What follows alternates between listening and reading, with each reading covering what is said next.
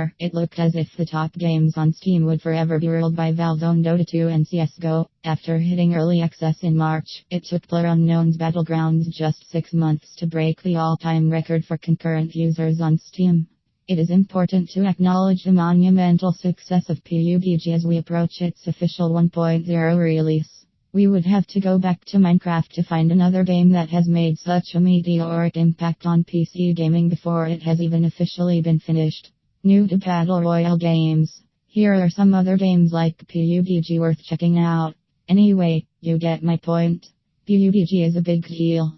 With a few hours spent looting, running, vaulting, and dying across the Miramar map, not to mention the official 1.0 PUBG launch just around the corner. We feel it is due time to review the experience so far. The genius premise behind PUBG's success is the Hunger Games.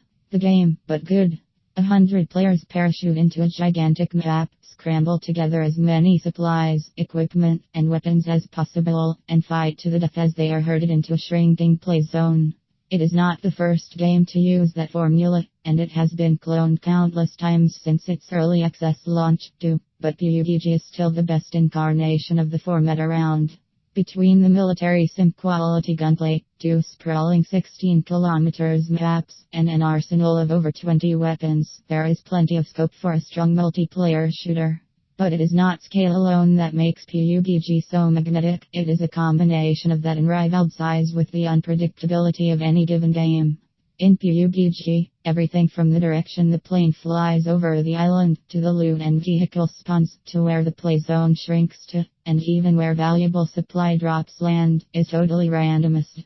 No drop is ever the same, no journey to the safe zone is ever the same, and no final shootout is ever the same.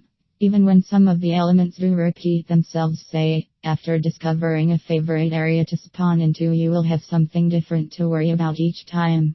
That might be a lack of medical supplies, no long-range weapons, or a seemingly insurmountable distance between you and the drop zone. What that boils down to is a game that is always fresh, even after 100 hours of play, but also one that requires as much of players in terms of mechanical skill as it does strategic discipline.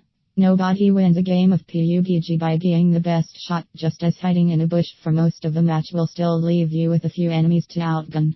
At any given moment you have a number of critical decisions to make, often fueled by a feverish panic that death is waiting for you, hidden on the grassy knoll to your left, poised behind a tree on the nearby ridge, or about to speed across the horizon and run you down.